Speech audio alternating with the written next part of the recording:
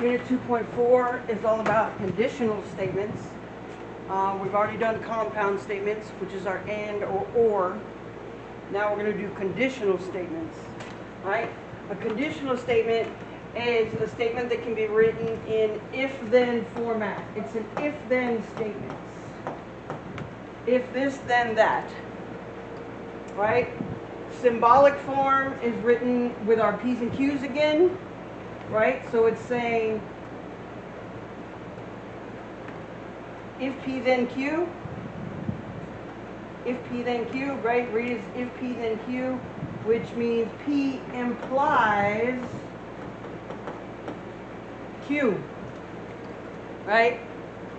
P implies Q, if P then Q, right?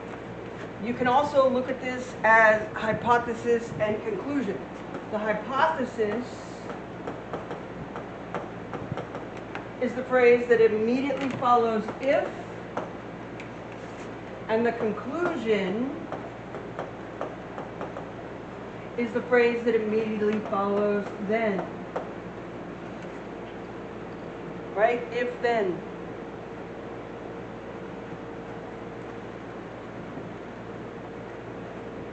Alright, identify the hypothesis and conclusion of the following conditional statements.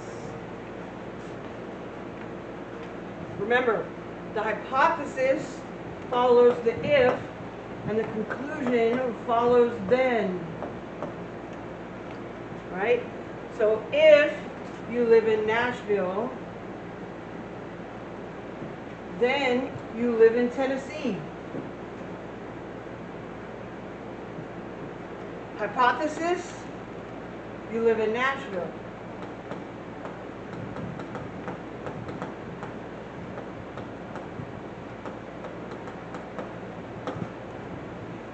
Conclusion, then you must live in Tennessee.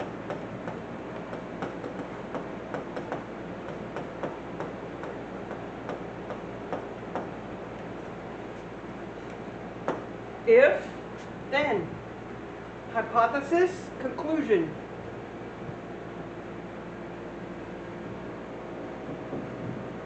If the sum of the measure of the angles is 90 degrees, then they are complementary angles. So, hypothesis, the sum of two angles is 90 degrees. Conclusion,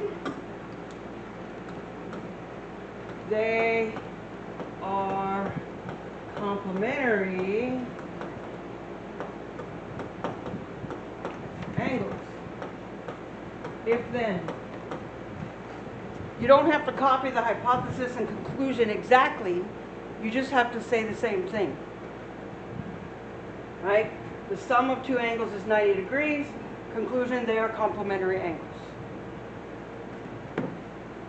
Right? You do number 3. You pull out the hypothesis and the conclusion and see what you end up with. I'll come around and check on you if you're in class, and if you're doing this because you were absent, feel free to show it to me when you come back. Alright, writing conditional statements. Write each statement in if-then form. This is going the other direction. So instead of pulling out the hypothesis and conclusion, right, they're going to give us that, and we have to write it in an if-then statement. Right? So, an obtuse angle has a measure greater than 90 degrees. So, if, there's a lot of ways this can go. You just have to write one that's true. If an angle, let me see, how do you want to say this? If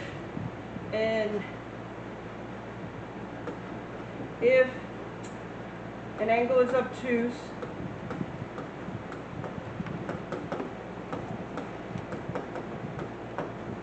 then it measures more than 90 degrees. Right? So you just have to take this information and turn it into an if-then statement.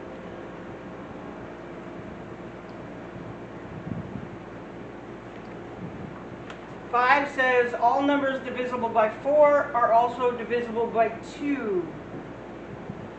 So if a number is divisible by 4, then it is also divisible by 2.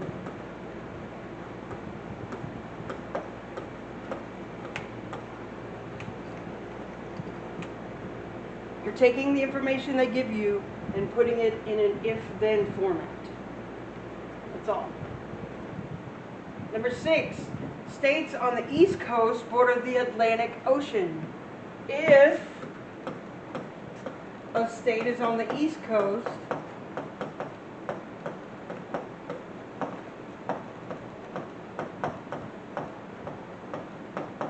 then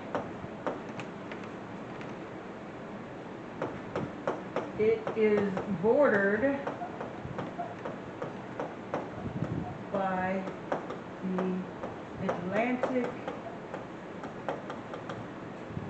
Ocean.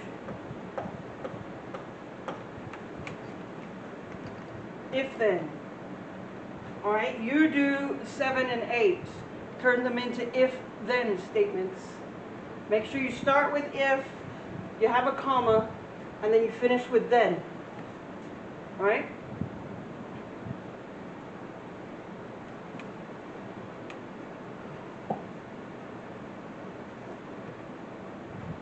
And then we have to look at the inverse, right? The inverse of just means opposite, remember? So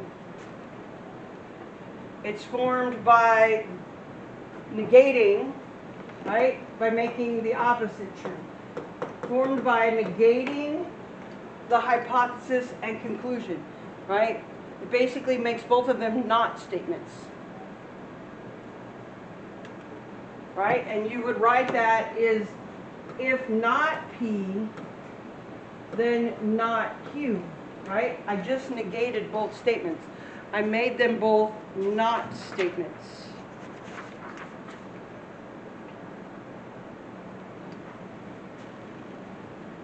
There's the converse, which is just flipping the statement.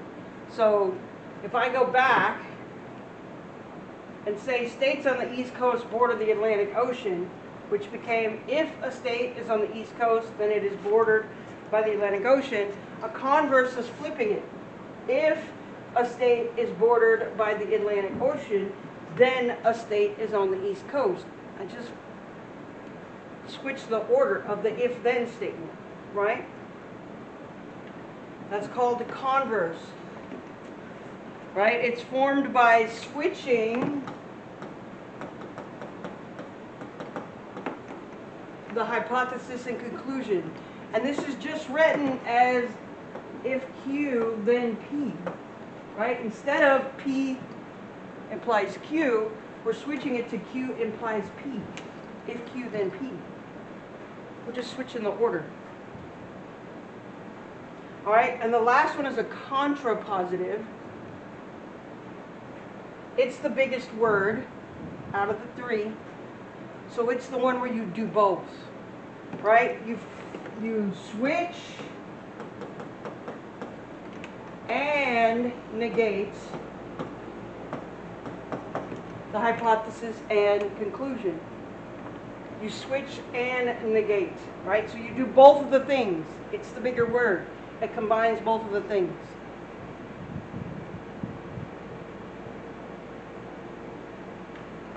Right? And that is not Q, then not P.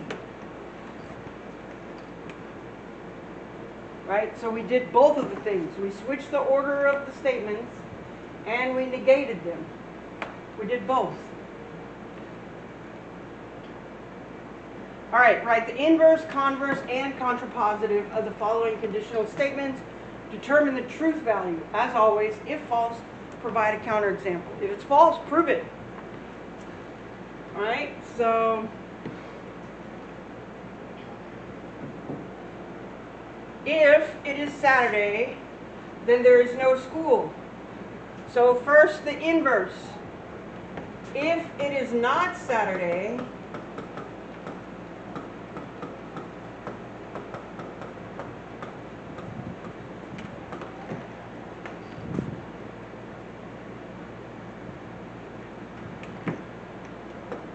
then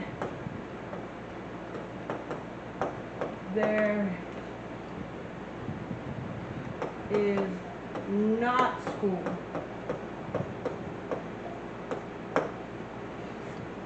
Right? So all I did, wait, this is a no, so let me fix that. I hope you caught that. Right? Because we're negating it, so we're making it the opposite. If it is Saturday, if it is not Saturday, there is no school, then there is school.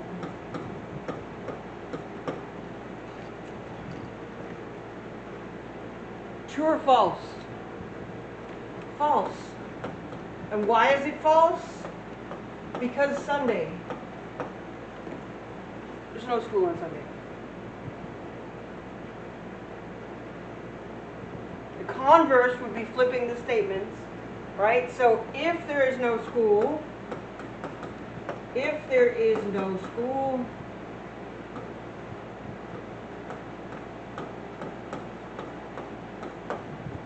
then it is Saturday.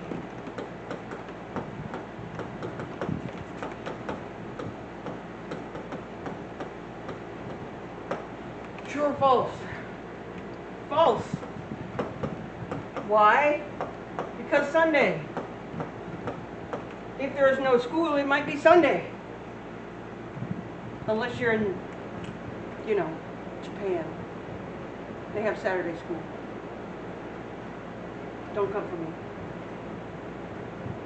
Contrapositive, right, is the inverse and the converse. Right? So we're going to carefully figure out what that would look like. It would look like this statement, but with not. Right? So if there is school,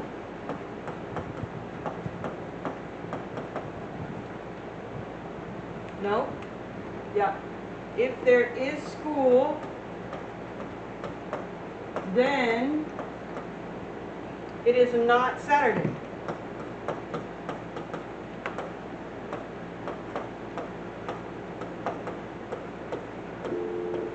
Good morning. Excuse me for this interruption.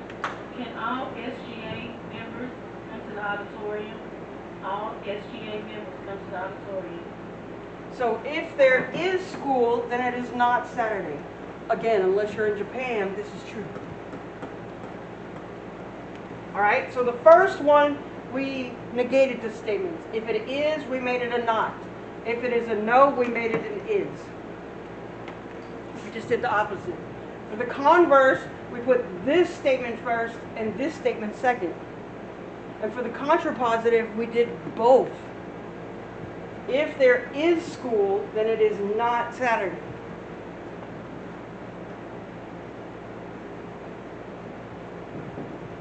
If the product of two numbers is odd, then both numbers must be odd. Ooh, this is going to be interesting.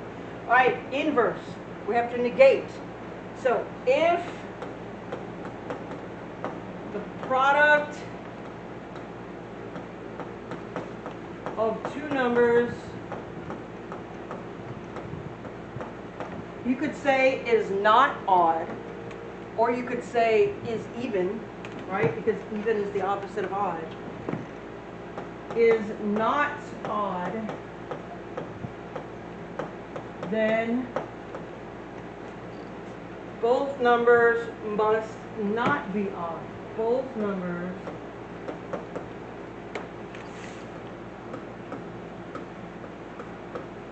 are not odd. All right, now let's ask if that's true. If the product, multiplication, of two numbers is even, not odd, the both numbers are even. True. Right? An even number times an even number is always going to be an even number. An even number times an even number is always going to be an even number.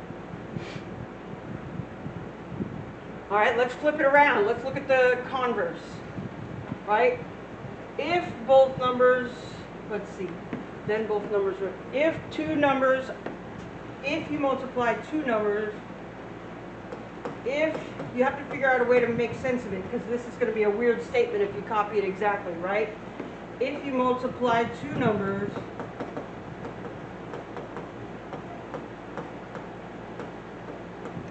do we want to put odd numbers?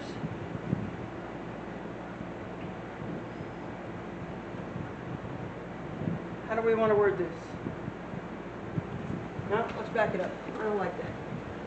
We know it has to start with if. If you multiply two odd numbers, yeah, I like that better. Then the product has to be odd. Product, multiplication, product has to be odd. So if you multiply two odd numbers, then you're going to get an odd number. True. True? True.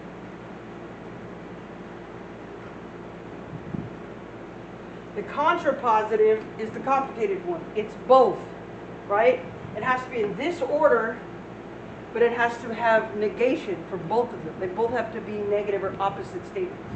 So if you multiply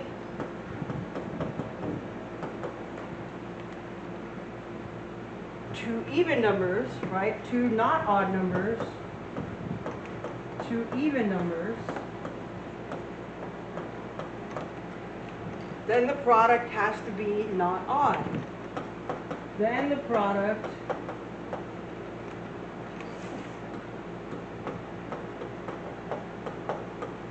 has to be not odd or even.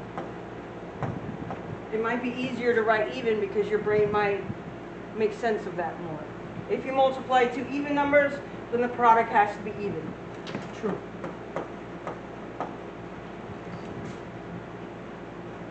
All right, you do number 11, and then you're done with 2.4.